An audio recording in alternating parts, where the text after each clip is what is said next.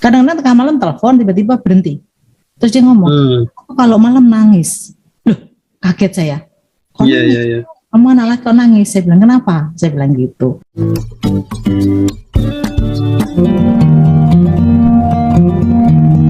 Dokter Pak Awi. Ya, silakan. Ya, selamat malam Dokter Hendro Rianto. Ya, Bu Vivin, suaranya lebih dekat Bu Vivin, sorry. Oh iya, oke, saya. Sebentar. Udah denger, dokter? Ya, bagus. Ya. Clear. Malam Dokter Hendro, malam Ya, semuanya. malam, Vivin. Ya. Tadi saya sempat awal sebelum dokter masuk, saya sempat dikit cerita ke Pak Dokter Sostenes ya. Yang ingin saya tanyakan tuh begini, Dok. Saya punya anak, itu dia mahasiswa kedokteran di Uprida, dia sekarang semester 5. Nah, anaknya ini kan memang bukan pendiam ya, introvert, kurang banyak cerita ke saya, ke orang tua. Memang anaknya dari SMA begitu. Nah, terus dia ini kos, meskipun saya rumah dengan kosannya dia tuh ya jaraknya paling sekitar 20 kilo lah ya di Tanjung Duren situ. Nah, kemarin tuh datang gitu, dia cerita sama saya. Selama ini kalau dia telepon cuman halo Ma, tapi didiemin, Dok. Saya pikir kenapa? Nah, terus dia datang ke rumah, pulang, dia cerita, "Ma, aku ini sebetulnya stres." "Kenapa?" Saya bilang gitu. "Saya itu bisa tidur jam 6 pagi selama ini." Loh, saya kan kaget, saya nggak tahu, Dok, karena dia di kos ya. Saya oke, baik-baik aja. "Aku ini stres, Ma, aku ini mau mikirin praskripsi, udah gitu mau ujian. Banyak ini aku bawa buku, ini ada berapa, namanya orang kedokteran memang seperti itu." Nah, terus saya bilang begini, ya adik cerita sama mama apa yang menjadi kesulitannya, cerita aja gitu. Nah, nampaknya sih kayaknya agak sedikit nyalain saya. Tapi kalau aku mau curhat mamanya sibuk terus.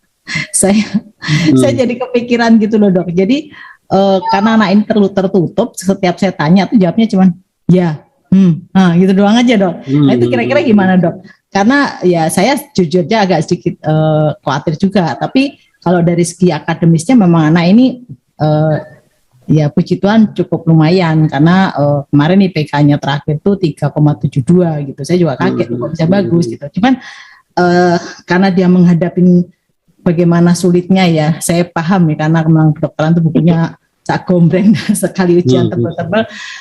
Terus saya gini, dia udah cerita sama mama. Sampai saya itu kadang-kadang kalau misalnya ini saya sempat ke waktu saya tengok dia di kos-kosan.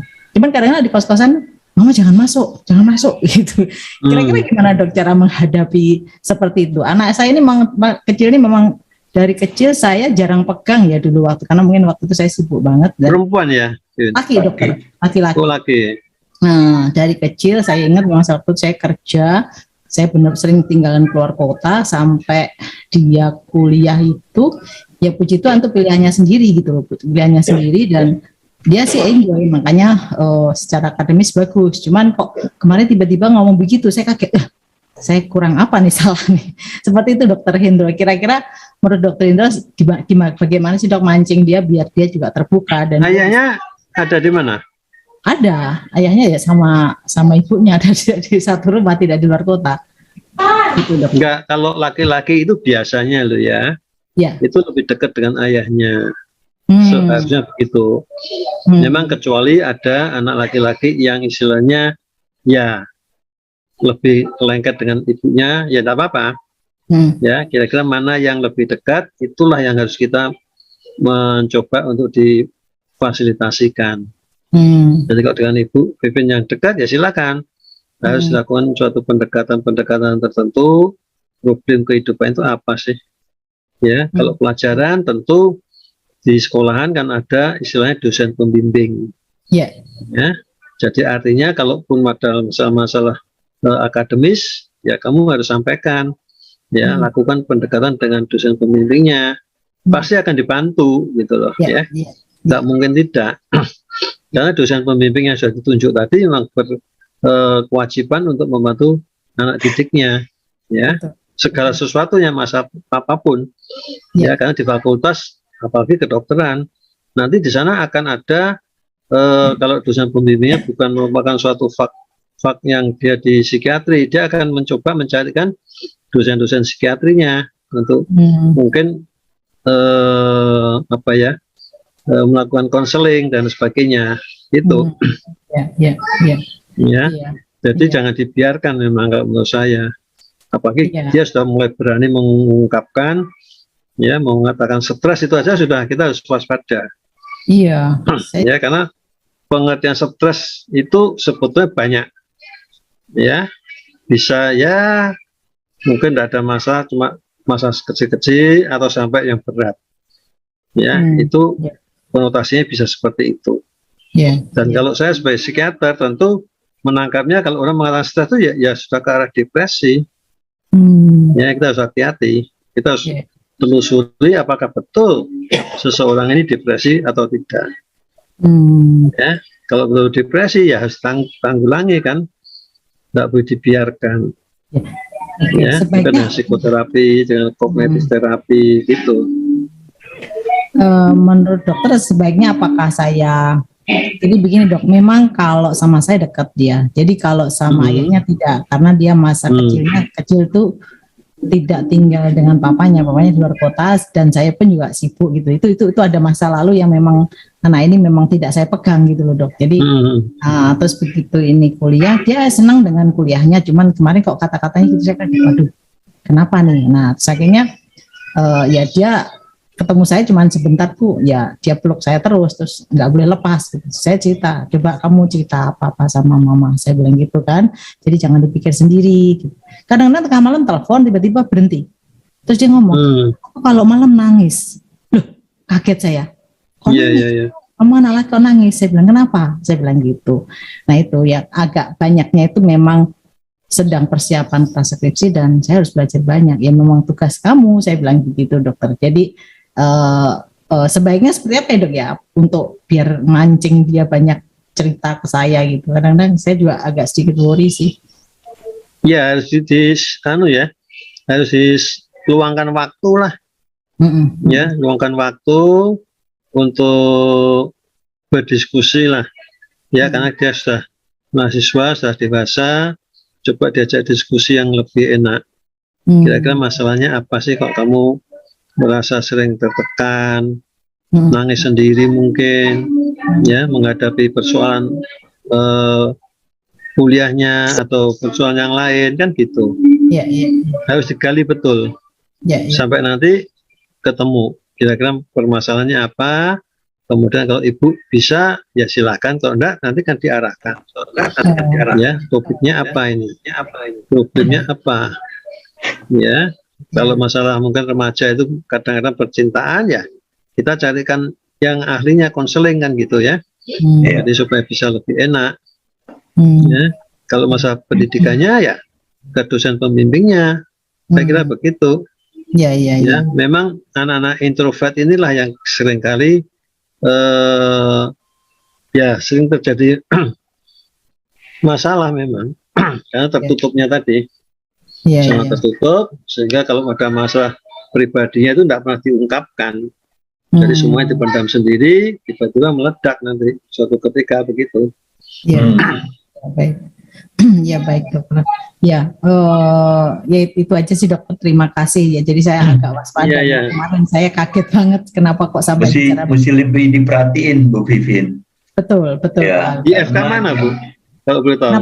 Kenapa? Di FK mana? Di Ukrida dokter.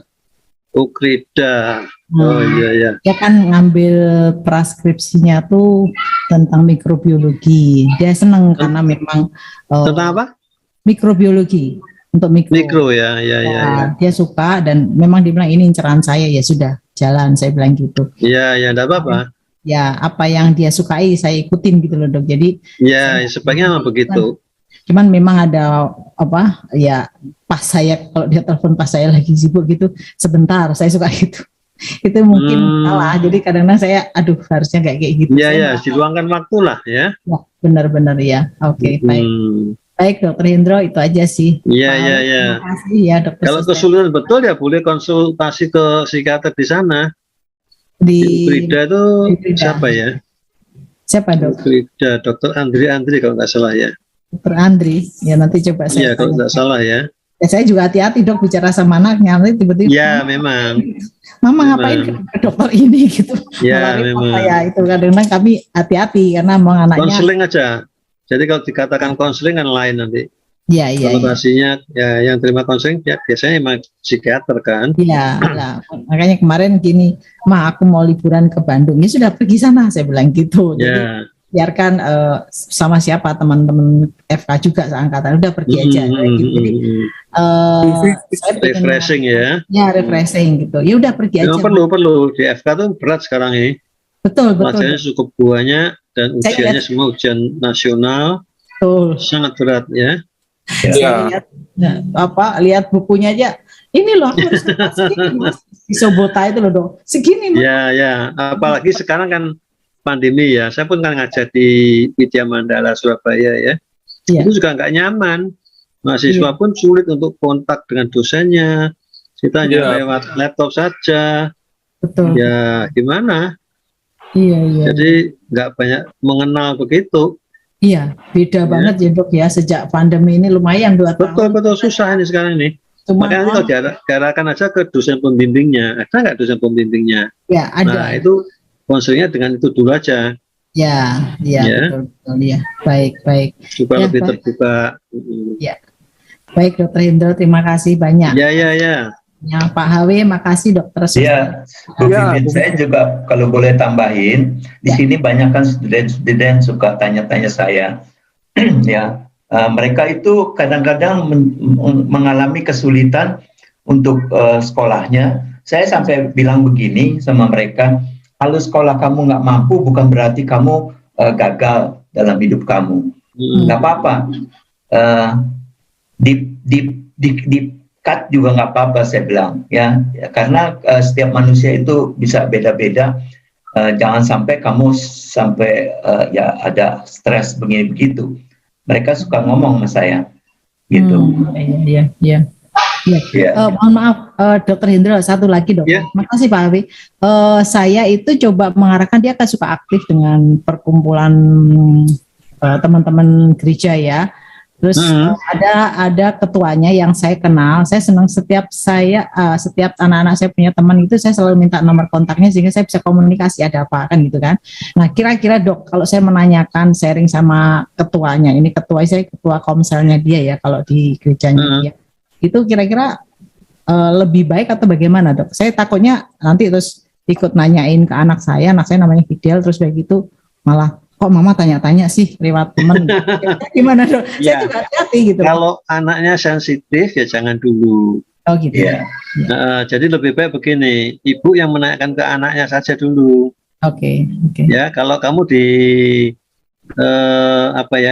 di lingkungan kamu kegiatan sosialnya itu kamu bermasalah, kamu kan punya ketuanya, ya ketua selnya tadi. Ya kamu boleh konsultasi ke sana, kan gitu. Jadi bukan kita yang menanyakan ke ketuanya tadi lebih dulu, karena nanti itu tadi seperti Bu Vin tadi katakan, loh, mama kok cerita pada orang lain, nah nanti malah menutup diri lagi nanti. Iya. Jadi justru anaknya aja yang disuruh untuk menyampaikan kalau kamu ada unek-unek, ada apa-apa, kan kamu punya kelompok, ya kamu punya kelompok sel tadi, di situ ada yang mimpin, disampaikan saja. Ya, siapa tahu mereka mau membantu kamu dan bisa membantu kamu lebih enak. Nah, kan gitu. Baik. Jadi biar mereka yang sendiri gitu loh. Milih sendiri ya. Sambil mungkin yang memantau tentunya ya. Iya. Ya baik. Terima kasih Dokter Hendro. Ya, Pak. Ya, sebelum dilanjut, kita biarin dulu nih Medan 2 laporan. Silakan Medan 2.